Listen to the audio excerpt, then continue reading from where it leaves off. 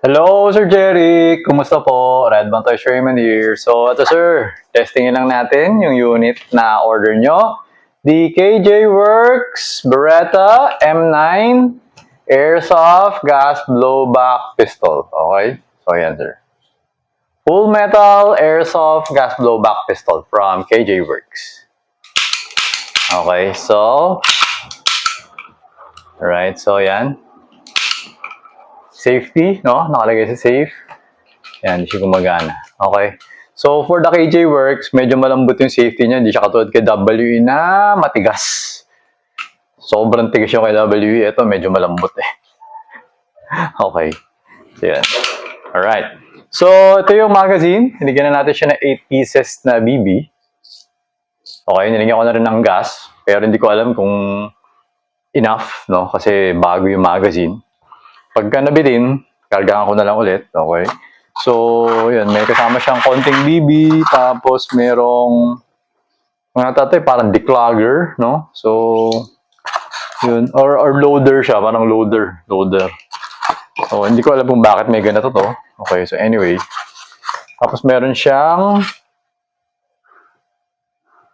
Allen wrench. Para saan to? Para yata ito dito sa screw. Nandito, may screw to eh. May Allen screw dito eh. Kasi yung iron sight nito, hindi naman adjustable. So malamang para yan dyan. Okay, so yan. Right. So ito, FPS, blowback and accuracy test tayo. Okay. So for the FPS test, okay. Yan, 0-0. Okay, so ngayon, ano nga ba gagawin natin? Kasi double action to eh. Gumagana yung double action sa mga KJ Works eh. KWE, hindi. Okay, so, teka. So, to single action. Puputo ko na ba? Teka. O, sige, single action muna tayo. Okay, so yan. 358.5. Parang malakas pala to. Parang mas maingay siya kaysa kay WE. So, 349.2, 346.6, and 343.8, no? Ngayon, to use the double action, you have to remove the magazine. Okay, kasi bababa natin yung hammer eh. Okay, kasi pag hindi natin tinanggal yung magazine, puputok. So, kailangan alisin mo muna yung magazine. Okay, so ngayon, yan, nakababa na yung hammer. So, sa kababa na yung hammer, babalik mo na ngayon yung magazine. Yan, okay. So, ngayon, paano ba gagawin natin? Kailangan dito eh. Mahirap kasi mag-accuracy kapag long trigger pull. Okay? So, isang shot lang naman. So, to para for the double action. Okay, so yan. Para makita nyo, background natin puti. Oh, ha? Okay yan ha. Gumagana yan. Alright?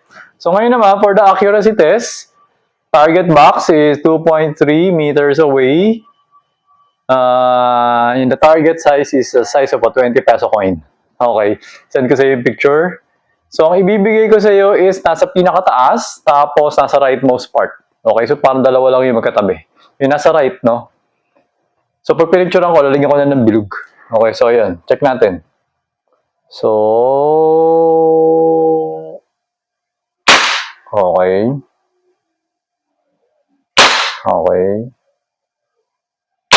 Okay. Ayan. So, 3 shots. Lahat naman nasa loob nung bilog. Yun yung sabihin ko, bilog target. Okay.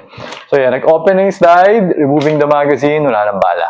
Okay? So, nasa loob siya ng bilog. So, kung steel plate yun, hindi ko alam kung gaano kalayo at anong size yan. Basta maliit lang yan. Tansyahin nyo na lang. 2.3 meters, 20 peso coin size na bilog.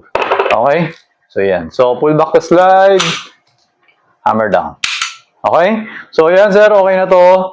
So, papako na siya para pwede mo nang ipakuha sa lalabo.